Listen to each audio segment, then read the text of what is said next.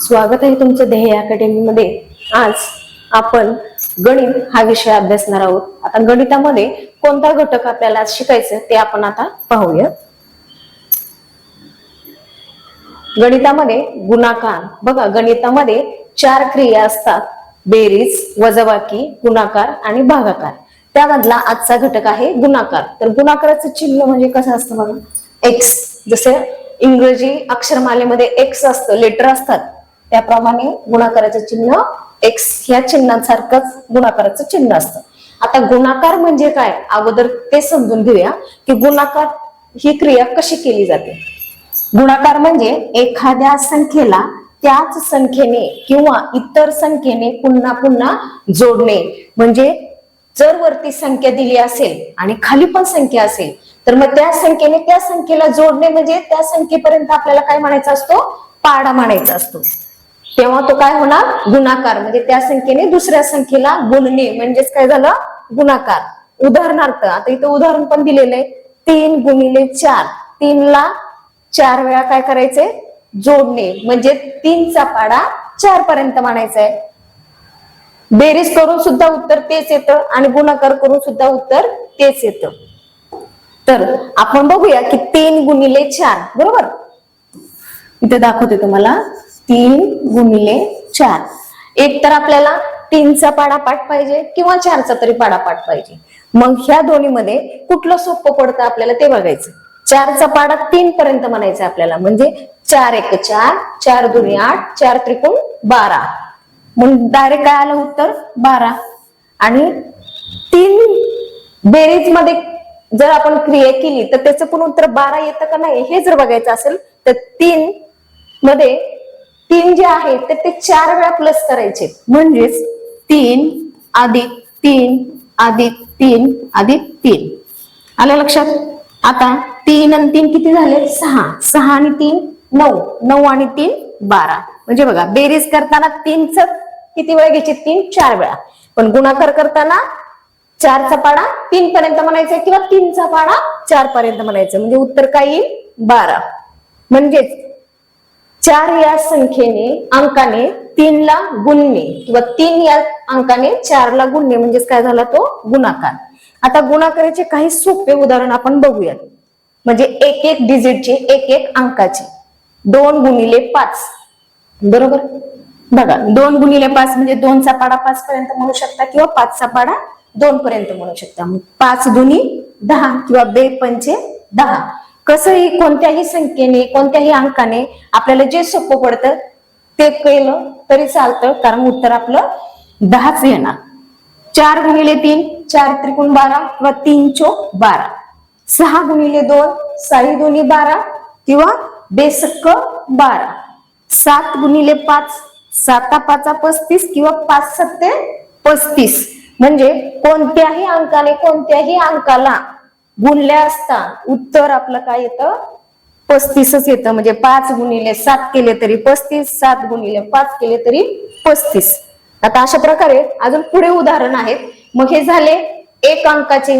मग हेच अंकाचे शाब्दिक उदाहरण दिलेले असतात परीक्षेमध्ये। मग शाब्दिक उदाहरण कशा प्रकारे असतात, ते कशा प्रकारे सोडवायचे हे बघूयात। शाब्दिक उदाहरणामध्ये पहिला प्रश्न आहे, एका पेनची किंमत 5 रुपये आहे, तर अशा 3 पेनची किंमत किती। बघा, हा जो पेन आहे ह्या एका पेनची किंमत आहे 5 रुपये बरोबर। तर अशा 3 पेनची आपल्याला किंमत काढायची, म्हणजे एका पेनची आपल्याला कळली किंमत 5 रुपये। विचारलं काय आपल्याला, 3 पेनची, म्हणजे इथं लिहायची 3 पेन, इथं गुणाकार, कारण किंमत काढायची आपल्याला। एकाची दिलेली असते, दुसरीची काढायची असते। मग आता 3 चा पाडा 5 पर्यंत म्हणायचं किंवा 5 चा पाडा 3 पर्यंत। 3 5 15, म्हणजे 3 1 3, 3 2 6, 3 त्रिक 9, 3 चौक 12, 3 5 15। आलं उत्तर। म्हणजेच 3 पेनची किंमत किती झाली, 15 रुपये। सोडवताना याच प्रकारे गणित सोडवायचे। शाब्दिक उदाहरण दिलेली जी असती किंमत ती लिहायची अगोदर, त्याच्या खाली विचारलेली किंमत लिहायची, त्यानंतर मल्टिप्लायचं चिन्ह म्हणजे गुणाकाराचं चिन्ह द्यायचंय, आलेलं उत्तर असं लिहायचे, रुपयाचे तिथं रुपये लिहायचे। आणि प्रश्नामध्ये काय विचारले, 3 पेनची किंमत किती. मग इथं लिहायचंय आपल्याला 3 पेनची एकूण किंमत किती आली 15 रुपये. समजलं गुणाकाराचं शाब्दिक उदाहरण कसं सोडवायचं ते. आता दुसरं आहे, एका बाकावर 2 मुले बसतात तर अशा 4 बाकांवर किती मुले बसतील. बघा, एक जो बेंच आहे, शाळेमधलंच उदाहरण घ्या. एका बाकावर म्हणजे बेंचवर किती मुलं बसतात, 2 मुलं बसतात. तर अशा 4 बाकावर मुलं किती बसतील. सेम या प्रकारेच हे पण गणित सोडवायचंय आपल्याला. बघा, एका बाकावर किती आहेत, 2 मुलं, बरोबर. 4 बाकावर किती असणार मग,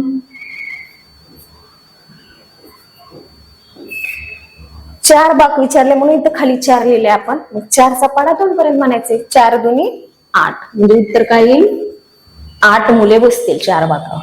समजले दुसरं गणित. आता तिसरं गणित, एका वहीची किंमत 10 रुपये आहे. बघा, पहिल्या उदाहरणामध्ये पेनची किंमत दिली होती, एका पेनची 3 पेनची किंमत आपल्याला काढायला लावली. दुसऱ्या उदाहरणामध्ये एका बाकावरती 2 मुलं बसली होती आणि 4 बाकावर मग किती मुलं बसतील असा प्रश्न विचारला. आता तिसरं शाब्दिक उदाहरण आहे, एका वहीची किंमत 10 रुपये आहे तर अशा 5 वह्यांची किंमत काढायची आपल्याला. वहीची किंमत तर दिली, एका वहीची किती सांगितली त्यांनी, 10 रुपये, बरोबर. आपल्याला किती काढायची, 5, बरोबर. म्हणजे 5 ने काय करायचे आपल्याला, गुणाकार करायचे. म्हणून गुणाकाराचे चिन्ह आणि 5 लिहिले. आता 5 ने 0 ला गुणायचे. 5 0 किती येणार, 0च.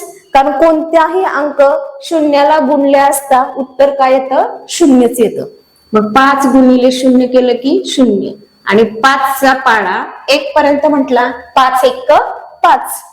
काय आलं उत्तर, 50 रुपये. म्हणजे 5 वह्यांची किंमत किती झाली, 50 रुपये. कारण 1 वह्याची किंमत किती आहे, 10 रुपये. प्रश्नांमध्ये विचारले काय ते अगोदर लक्षात घ्यायचं. त्यासाठी उदाहरण 2 वेळा वाचायचे.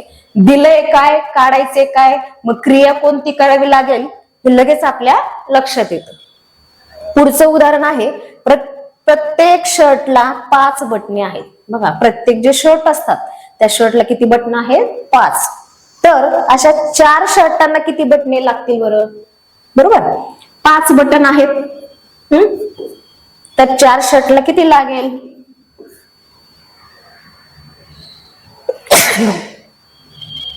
5चा पाडा 4 पर्यंत म्हणा किंवा 4चा पाडा 5 पर्यंत म्हणा. 4 पंचे 20 म्हणजे 4 1 4, 4 2 8, 4 त्रिकोण 12, 4 1 चौक 16, 4 पंचे 20 म्हणजे किती झाले, 20 बटन लागतील. किती शर्टला लागतील, तर 4 शर्टला लागतील. आलं लक्षात सगळ्यांना. पहिलं गणित पेनाची किंमत दिली होती, 3 पेनांची विचारली. दुसऱ्या गणितामध्ये एका बाकावर 2 मुलं होती, 4 बाकावर किती मुलं असतील विचारले. तिसऱ्या उदाहरणामध्ये 1 वही होती, त्या वहीची किंमत 10 रुपये होती आणि आपल्याला 5 वह्यांची किंमत काढायला सांगितली. चौथ्या गणितामध्ये शर्टला 5 बटन आहेत एका शर्टला, तर अशा 4 शर्टला किती बटन असतील, उत्तर आलं 20. अशा प्रकारे शाब्दिक उदाहरण गुणाकाराच्या क्रियांमध्ये विचारलेलं असतं. मग गुणाकार कसं करतात आणि ते शाब्दिक उदाहरण कशा प्रकारे सोडवायचं, तर हे आपण इथं बघितलेलं आहे. पुढे बघूया. 0 म्हणजे 0 चा गुणधर्म काय असतो बघा. कोणत्याही संख्येला 0 ने गुणल्यास उत्तर काय येतं, 0 येतं. आताच आपण बघितलेलं आहे की इथं बघितलेलं आहे पहा, 10 गुणिले 5 केल्यानंतर 5 ने 0 ला गुणल्यानंतर आपण उत्तर काय लिहिलंय, 0. कारण 5 0 0च येतं म्हणून. म्हणजेच गुणाकाराच्या या गुणधर्मामध्ये कोणत्याही संख्येला 0 गुणल्यास उत्तर काय येतं, 0 येतं. उदाहरणार्थ 7 गुणिले 0 बरोबर 0. इथं मी लिहिलं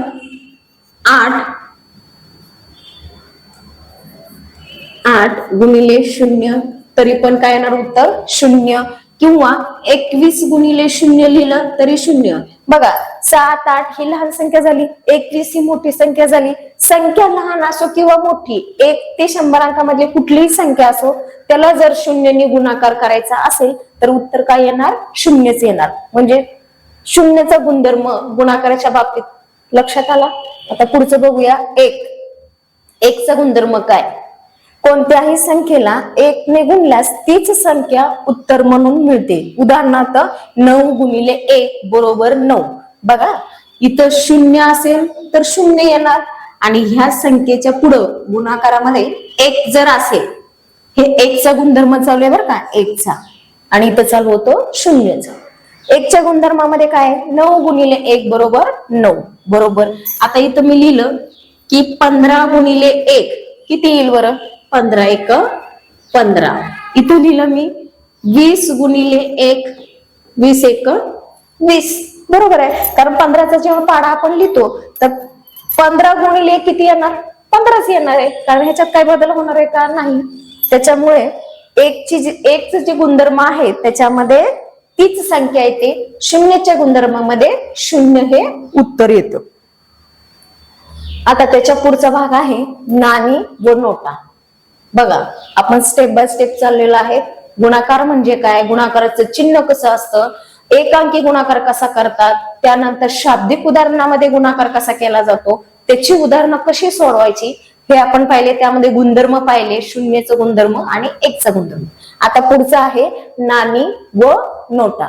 बघा ही जी नोट आहे ती कितीची, 20, ही 10ची, आणि हा जो कॉइन आहे तो कितीचा आहे, 5 आहे. बघा आपल्याला व्यवहारामध्ये काही सामान घ्यायचं असेल, द्यायचं असेल तर व्यवहार करावा लागतो, आणि तो व्यवहार पैशाद्वारे म्हणजे नाणी आणि नोटांद्वारे केला जातो.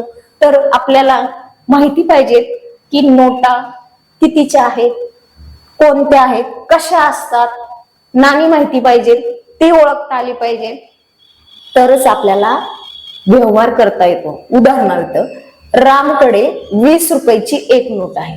एक मुलगा आहे, त्या मुलाचं नाव आहे राम, आणि त्याच्याकडे कितीची नोट आहे, 20 रुपयाची नोट आहे.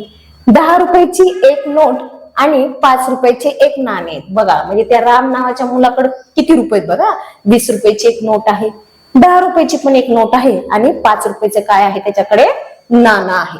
तर रामकडे एकूण किती रुपये आहेत, बघा आता त्याच्याकडे एवढं सगळं आहे, मग टोटल त्याच्याकडे किती रक्कम झाली किंवा किती रुपये जमा झाले त्याच्याकडे, हे प्रश्नांमध्ये विचारलेलं आहे. मग आपल्याला काय करायचे, 20 रुपये त्याच्याकडे अगोदर आहे, बरोबर, म्हणून 20 लिहायचे. आलं लक्षात. त्यानंतर कितीची नोट सांगितले त्यांनी, 10 रुपयाची पण नोट आहे, 10 लिहिले. त्यानंतर काय सांगितलंय की 5 रुपयाचे काय आहे, नाणं आहे, लिहिले इथं 5. बघा म्हणजे त्याच्याकडे काय काय आहे ते लिहिलंय आपण. 20 रुपये आहेत म्हणून वरती 20 लिहिले, 10 रुपये म्हणून 10 लिहिले, आणि 5 रुपयाचं नाणं म्हणून 5 लिहिले. तर तिथं प्रश्नांमध्ये काय विचारलंय, एकूण रुपये किती झाले किंवा किती आहेत असं विचारले. मग एकूण किती म्हटल्यानंतर आपल्याला काय येणार, त्याच्यामध्ये बेरीज. आपल्याला कोणती क्रिया करायची हे आपल्याला उदाहरणं वाचल्यावर लगेच समजलं पाहिजे, तरच आपलं ते उत्तर सोडवलेलं बरोबर येईल. मग त्यासाठी कोणत्या प्रकारे आपण ते सोडवायचं हे बघूया. लिहिले तर आपण त्याच्याकडे किती रुपये, आता आपल्याला काय करायची, ह्या सगळ्यांची बेरीज करायची. मग बघा 5 मध्ये 0 मिळवले तर काय येणार, उत्तर 5च येणार आहे, कारण त्याच्यात काय वाढ होणार आहे का, नाही होणार. 5शी 5च लिहायचं. 2 अधिक 1 किती होतील, 3, म्हणून ते उत्तर लिहिले 3. म्हणजेच त्याच्याकडे किती रुपये जमा होतील, टोटल 35 रुपये जमा होतील. किती, 35. आता पुढे बघूया की नाणी आणि नोटा हा घटक का बरं अभ्यासायचा, का बरं अभ्यासामध्ये दिलेला आहे हा घटक. तर नाणी आणि नोटा हा घटक महत्वाचा आहे. या घटकात विद्यार्थ्यांना भारतीय चलनाची ओळख करून दिली जाते. बघा भारतीय चलन आपलं कुठलं आहे, कसं ओळखायचं, त्याची ओळख व्हावी म्हणून तुम्हाला अभ्यासामध्ये नाणी आणि नोटा हा घटक दिलेला आहे गणितामध्ये. त्यांना नाणी आणि नोटांची ओळख होते, त्यांची किंमत समजते, आणि त्यांची अदलाबदल कशी करायची हे शिकवले जाते. तसेच दैनंदिन जीवनात पैशाचे महत्व काय आहे याची जाणीव विद्यार्थ्यांना या घटकातून होते. बघा म्हणजे किती महत्वाचा हा टॉपिक आहे, हा घटक आहे, कारण या घटकावर आधारित आपल्याला भारतीय चलनाची ओळख होते, बरोबर. पैशांची, नोटांची आपल्याला किंमत समजते. त्यानंतर दैनंदिन व्यवहारामध्ये पैशाचं महत्व आपल्याला समजतं की आज आपण किती पैसे खर्च केले, आपला पगार किती झाला, त्यातून आपल्याला घरातला खर्च, स्वतःसाठी पैसे किती खर्च करायचे, हे पूर्ण हिशोब आपल्याला ह्या पैशांवरून समजला जातो. म्हणून नाणी व नोटा हा घटक अत्यंत महत्वाचा आहे आणि तो कशा प्रकारे सोडवायचा हे आपण आज अभ्यासणार आहोत. तर आता उदाहरणामध्ये बघूया आपण की 10 रुपयाच्या 3 नोटा आणि 5 रुपयाची 2 नाणी म्हणजे किती रुपये होतील बघा. 10 रुपयाच्या किती नोटा सांगितले त्यांनी 3. लगेच करून घ्यायचं आपण. 10 रुपयाचे किती सांगितले 3 नोटा किती होतील बरं. आता हे बघा 3 0 0 कारण आपण शून्याचा गुणधर्म पाहिलेला आहे गुणाकारामध्ये की कुठल्याही अंकाने शून्याला गुणले असता उत्तर काय येतं 0. म्हणून 3 गुणिले 0 बरोबर 0. 3 1 3 आपण एकचा पण गुणधर्म पाहिलाय की त्या अंकाने 1 ला गुणले असता उत्तर तेच अंक येतं म्हणजे 3 झालं. म्हणजे 10 रुपयाच्या 3 नोटा असतील तर किती रुपये होतील 30 रुपये होणार बरोबर. आता 5 रुपयाचे किती नाणी आहेत 2 आहेत बघा. 5 अधिक 5 5 रुपयाचे किती नाणी सांगितले 2 म्हणजे हे किती झाले हे झाले 10 रुपये बरोबर. तर किती रुपये होतील असे सांगितलेत बघा. नाणी पण आले त्यात आणि नोटा सुद्धा आलेल्या आहेत कारण आपला घटकच नाणी आणि नोटा या घटकावर आधारित आपले हे प्रश्न आहेत आजचे. म्हणून नोटा पण आहेत आणि नाणी पण आहे. नोटा होत्या 10च्या 3 म्हणून 30 रुपये झाले आणि 5 रुपयाचे 2 नाणी आहेत म्हणून 10 रुपये झाले. म्हणजे टोटल किती झाले बघा. आता ह्या 30 मध्ये आपण 10 ऍड केले म्हणजे 10 प्लस केले मिळवले. 30 अधिक 10 किती झाले 40. म्हणजेच उदाहरण 10 रुपयाच्या 3 नोटा 5 रुपयाची 2 नाणी तर एकूण रुपये किती होतील तर एकूण रुपये होतील 40 रुपये. आलं आपलं उत्तर. 30 मध्ये 10 मिळवले तर किती होतील बघा. 30 अधिक 10 किती होतील मग 40. आलं लक्षात. आता पुढचं उदाहरण बघूया. 50 रुपयाच्या 2 नोटा आणि 10 रुपयाची 3 नाणी म्हणजे किती रुपये होतील बघा.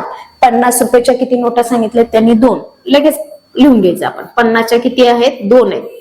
त्याचा अगोदर करून घ्यायचं आपल्याला उत्तर. 2 0 0 बे पंचे किती येणार बे 1 बे बे 2 4 बे 3 7 बे 4 8 आणि बे पंचे 10 म्हणजे उत्तर किती आलं 100. 50च्या 2 नोटा घेतल्या तर किती जमा होतील आपल्याकडे 100 रुपये होतील. आता 10 रुपयाचे आपल्याला किती नाणी सांगितले 3 नाणी म्हणजे किती रुपये होतील बघा. 10 10 आणि 10 हे काय सगळे नाणी आहेत. मग 10 20 30 किती आलं उत्तर 30. हे आपण बेरजेमध्ये केलंय. हेच जर गुणाकारामध्ये करायचं असेल तर 10 गुणिले आपल्याला सांगितलं किती 3 म्हणजे इथं लिहायचे 3 3 0 0 आणि 3 1 3 म्हणजे उत्तर काय आलं 30 बरोबर. असं केलं तरी उत्तर 30च येतं. गुणाकार केला तरी 30च येतो. पण आपल्याला हे गुणाकारावर आधारित प्रश्न विचारले त्यामुळं गुणाकार करायचं म्हणजे आपल्याला इथं वेळ जास्त लागणार नाही. म्हणजे 50 रुपयाच्या 2 नोटा आणि 10 रुपयाची 3 नाणी म्हणजे किती रुपये होतील तर आपल्याला आता ह्याची किती रुपये होतील म्हणले तर आपण 50चीच काढलेले 2 नोटा आहेत म्हणून 100 रुपये आणि 10च्या 3 नाणी आहेत म्हणून 30. आता आपल्याला ह्यांची काय करायची या 100 आणि 30 ची काय करायची बेरीज. कारण ह्या दोन्हींचे मिळून विचारले ना आपल्याला रुपये किती होतील. म्हणजे 100 अधिक 30 किती होतील बरं 0 0 3 0 3 आणि 1 1 म्हणजे किती रुपये होतील 130 रुपये बरोबर. किती आलं उत्तर 130 रुपये. आता गुणाकार बघितला मापन बघणार आहोत. त्याच्या आधी नाणी नोटा बघितला. आता मापन म्हणजे काय मेजरमेंट. मेजरमेंट म्हणजे माप घेणे. तर मापन म्हणजे काय बघूया आपण. मापन म्हणजे एखाद्या वस्तूचे किंवा जागेचे विशिष्ट एककामध्ये प्रमाण ठरवणे. बघा विशिष्ट एकक असतं त्या एककाला प्रमाण म्हणतात. मग ते प्रमाण कसं मोजलं जातं तेच म्हणजेच काय असतं ते मापन. तर उदाहरणार्थ पेन्सिल किती लांब आहे हे मोजण्यासाठी आपण ती सेंटीमीटर मध्ये मोजतो. बघा आता आपल्याला पेन्सिल मोजायची कापड मोजायचे तर मीटर सेंटीमीटर असं आपण मोजतो. आता लांबी प्रत्येक घटकासाठी मापन ठरलेलं आहे. त्याचं नाव आहे. त्याच मापनामध्ये ती वस्तू मोजली जाते. आता लांबी वस्तूची लांबी मोजणे जसे की पेन्सिल फळा वही इत्यादी त्याची काय असते लांबी असते. त्या लांबीनुसार या वस्तू मोजल्या जातात. आता वजन, वजन म्हणजेच काय, वेट. बरोबर. वस्तूचे वजन मोजणे, जसे की पुस्तक, दप्तर इत्यादी. आता वजनांमध्ये फळं पण आपण वजन करूनच घेतो ना, किती किलो, आता त्या किलो मध्ये किती भरले, 7-8 आले का 10-12 आले, त्याचं वजन असतं. दुकानदार काय करतो, 1 किलो द्या म्हणलं की लगेच उचलतो आणि डायरेक्ट देतो का, नाही देत. कारण त्यांनी काय केलेलं असतं, त्यासाठी वजन काटा ठेवलेला असतो. त्या वजनामध्ये ते 1 किलोचं माप ठेवतात आणि त्या मापाबरोबर इकडं सफरचंद ठेवलेले असतात. मग 1 किलो मध्ये किती सफरचंद बसतात ते वजन काटा सांगतो. त्याच्यासाठी एक माप आहे 1 किलो. बरोबर. म्हणजे वजन जे आहे किलो मध्ये मोजतात. बरोबर. मग ते पुस्तक असते, पुस्तकांची रद्दी असेल, दप्तर असेल, दप्तरामध्ये आपण पुस्तकं भरलेत आणि ते दप्तर मग आपल्याला हेवी वाटतं, जड वाटतं. मग तेव्हा ते दप्तराचं आपल्याला वजन समजतं की किती वजन आहे त्या दप्तराचं. म्हणजेच वजन म्हणजेच काय झालं, वेट. आता क्षमता, कॅपॅसिटी. एखाद्या भांड्यात किती पाणी किंवा किती वस्तू मावू शकते हे मोजणे. आता जर आपण दूध घेतो, दूध हे द्रव आहे. बरोबर. ते आपल्याला भांड्यातच घ्यावं लागेल. मग आता समजा आपल्याला 1 लिटर दूध घ्यायचे, तर आपल्याला छोट्याशा भांड्यामध्ये 1 लिटर दूध मावेल का बरं, नाही मावणार. कारण त्याची कॅपॅसिटी म्हणजे त्याची क्षमताच नाही त्या भांड्यामध्ये ते भरेल म्हणून. कारण त्याच्यात जर आपण भरायला गेलं तर ते भांड्याच्या बाहेर येईल, कारण त्या पातेल्यामध्ये ते 1 लिटर दूध बसणार नाही. मग त्या मापाने ज्या भांड्यामध्ये ते 1 लिटर दूध बसेल किंवा 1 लिटर पाणी बसेल, असंच भांड आपल्याला ते मोठं घ्यावं लागेल, तरच त्याच्यामध्ये आपण जे ठेवणार आहे ते व्यवस्थित बसू शकेल. म्हणजे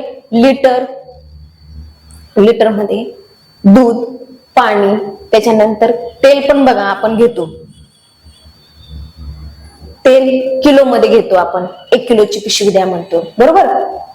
अशा प्रकारे आता आपल्याला मापन या घटकावरती प्रश्न कसे विचारलेले असतात ते बघू. 1 मीटर म्हणजे किती सेंटीमीटर. बघा, हे कपड्यांचा माप आहे आणि 1 मीटर म्हणजे किती सेंटीमीटर असतं, तर 100 सेंटीमीटर असतं. कापडाचं उदाहरण आहे की कापड मध्ये सेंटीमीटर, मीटर मध्ये ते मोजलं जातं. दुसरं आहे पेन्सिलची लांबी मोजण्यासाठी आपण एककाचा वापर करतो. मग कोणत्या एककाचा वापर करतो, किती सेंटीमीटरची तुझ्याकडे पेन्सिल आहे, तर सेंटीमीटर हा शब्द वापरतो आपण. किलोग्रॅम वापरतो का पेन्सिलला, नाही वापरत. लिटर म्हणजे ते काय द्रव आहे का, द्रव पदार्थ आहे का, जे लिटर मध्ये आपण त्याला मोजायला, नाही. मीटर मध्ये करतो का, नाही, तर सेंटीमीटर मध्ये करतो. तिसरं आहे 1 किलोमीटर म्हणजे किती मीटर. बघा, 1 किलोमीटर म्हणजे किती, 1000. आपण म्हणतो ना, मी आज 1 किलोमीटर धावलो, 1 किलोमीटर चाललो, म्हणजेच आपण किती, 1000 मीटर चाललो असं होतं. म्हणजे हे एक दिलेले आहेत मापनाचे. बरोबर. 1 सेंटीमीटर, त्यानंतर 1 किलोमीटर म्हणजेच किती, हे एकक ठरलेलं असतं. त्यानुसार या घटकावर असे प्रश्न विचारलेले असतात आणि ते सोपे असतात, काहीच अवघड नाही. पुढचा घटक आहे आकृतीबंध. आता आकृतीबंध म्हणजे काय, पॅटर्न्स. वेगवेगळे चित्र असतात, ते सिक्वेन्सनी क्रमाने लावणे. त्याच्यामध्ये अंक असतात, चित्र असतात, आकृत्या असतात, त्या क्रमाने सिक्वेन्सने लावणे म्हणजेच काय झाला, तो आकृतीबंध. आता आकृतीबंध म्हणजे काय, आकृतीबंध म्हणजे काहीतरी विशिष्ट क्रमाने येणाऱ्या गोष्टी. बघा, काहीतरी विशिष्ट क्रम महत्वाचा आहे आकृतीबंध मध्ये. गणितामध्ये आकृतीबंध संख्या, बघा संख्या पण असते, आकार वेगवेगळे, त्यानंतर भौमितिक रचनांमध्ये असू शकतात, म्हणजेच आकार आले त्याच्यामध्ये. उदाहरण एक आपण समजून घेऊया. 1, 3, 5, 7 आणि पुढं आपल्याला इथं उत्तर लिहायचे. येथे विषम संख्यांची मालिका आहे, त्यामुळे आपल्याला इथं काय काढायचं, आता त्याचं उत्तर काढायचं. बघा, 1 नंतर 3 आहे, म्हणजे 1च्या नंतर कुठला अंक काढलेला आहे, 2. बरोबर. 1 नंतर काय आलं, डायरेक्ट 3. 3च्या नंतर 1 अंक गाळला, 5 आला. 5 नंतर 1 अंक गाळला, 7 आले. आता 7 नंतर 1 अंक वगळून कुठला अंक येईल बरं, कुठला अंक येईल इथं, तर उत्तर येईल 9. बरोबर. आणि 1 3 5 7 9 11 ह्या काय झाल्या विषम संख्या. आपल्याला विषम संख्या कोणत्या, समसंख्या कोणत्या हे माहित असणं खूप गरजेचं आहे. त्याशिवाय हे उदाहरण सोडवता येणार नाही. आकृतीबंध मध्ये कधीही क्रम लक्षात घ्यायचा की पहिल्या दोन संख्येचा काय क्रम लावलेला आहे, पहिल्या दोन अंकाचा काय क्रम लावलेला आहे, त्यावर आधारितच पुढचा क्रम ठरलेला असतो, त्यात बदल नसतो. त्यामुळे 1 आणि 3 मध्ये एकच अंक मिसिंग आहे, कुठला 2. 3 आणि 5 मध्ये एक अंक मिसिंग आहे, कुठला आहे 4. म्हणजे प्रत्येक अंकांमध्ये एक एक अंक वगळलेला आहे. मग तो कोणता आहे तो बघून पुढचा क्रम ठरलेला असतो. म्हणजे 1 3 5 7 मग नंतर कुठली येणार विषम संख्या 9. म्हणजेच या प्रश्नाचं उत्तर काय येईल 9. पुढचं उदाहरण बघूया. आता हे झालं अंकांमध्ये आकृतीबंध आपण काढलेला आहे. उदाहरणामध्ये आता दुसरं बघूया. इथं आकार दिलेले आहेत बघा. पहिला आहे त्रिकोण, दुसरा आहे वर्तुळ म्हणजेच गोल, त्याला सर्कल म्हणतो. परत त्रिकोण आहे, परत गोल आहे आणि पुढं आपल्याला प्रश्न विचारलेला आहे. येथे त्रिकोण आणि वर्तुळ यांचा क्रम आहे, त्यामुळे आता उत्तर काय येईल बघा. त्रिकोण गोल, त्रिकोण गोल. आता हा असा क्रम तयार झालेला आहे बरोबर. इथपर्यंत आलं. मग आता इथं आपल्याला प्रश्न विचारलेला आहे, मग इथं काय येईल बरं, गोल येईल का, नाही येणार. कारण आपल्याला सिक्वेन्स काय चालू झालाय, क्रम काय चालू झालाय, त्रिकोण गोल त्रिकोण गोल त्रिकोण गोल. म्हणजे गोलच्या नंतर परत इथं काय यायला पाहिजे त्रिकोण, नंतर परत गोल त्रिकोण गोल, हे असा क्रम आपला चालू असणार. म्हणजेच या प्रश्नाचं उत्तर काय येणार आहे इथं त्रिकोण. आणि अंकांमध्ये तसंच क्रम असणार आहे.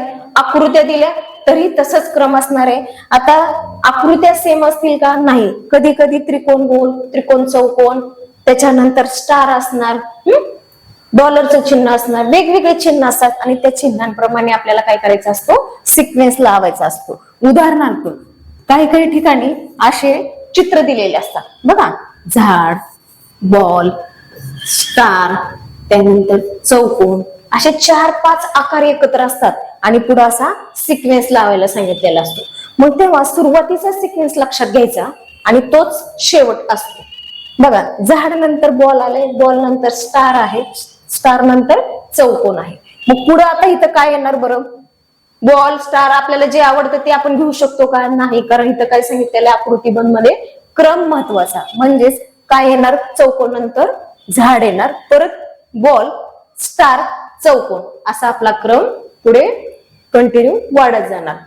अशा प्रकारे आपला हा आकृतीबंध या घटकावरती असे प्रश्न विचारलेले असतात बघा. इथं आकृतीबंध मध्ये असं बाणाचं चिन्ह सुद्धा असतं बघा. हा बाण जो आहे तो कुठे चाललेला आहे, वरच्या दिशेला बरोबर. 2 नंबरचा बाण कुठे चाललाय, विरुद्ध दिशेला, वर खाली असतं बरोबर, विरुद्ध दिशेला. परत नंतरचा कुठे आहे, खाली. म्हणजे बघा पहिला बाण वर चाललाय आणि तिसरा बाण खाली.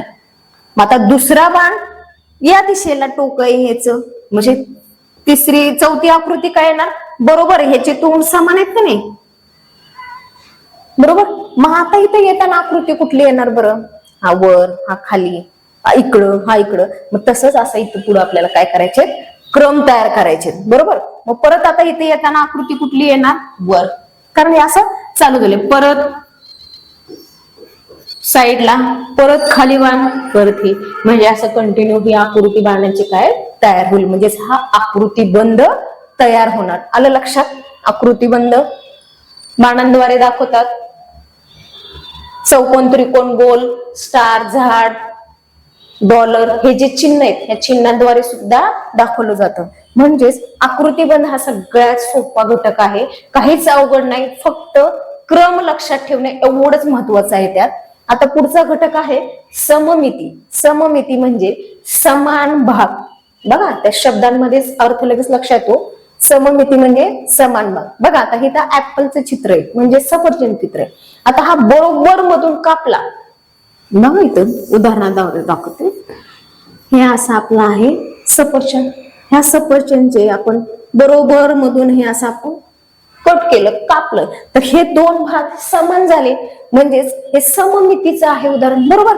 आता इथं आहे बटरफ्लाय, बरोबर मधून हे केलं, त्याचे समानच भाग झाले. हे आहे हार्टचं शेपचा आकार, कट केलं बरोबरच येणार. घराचा पण बघा, मधून कट केलं बरोबर, हे झाले बरोबर आकार. पण काही काही ठिकाणी असे आकार विचारले जातात की त्याचे दोन समान भाग केले तरी सुद्धा ते समान दिसत नाहीत, मग त्याला सममिती म्हणतात का? नाही म्हणत. म्हणजे ज्या चित्रांचे, ज्या वस्तूचे समान भाग होतील ते काय असणार आहे? सगळे सममिती म्हणजे समान भाग. तर अशा प्रकारे आज गणितामध्ये आपण सगळे घटक शिकलेलो आहोत. सगळ्यांना छानपैकी समजलंय, उदाहरण छान सांगितलेले आहेत आणि सोपी ट्रिक सांगितलेली आहे. त्याबद्दल थँक्यू.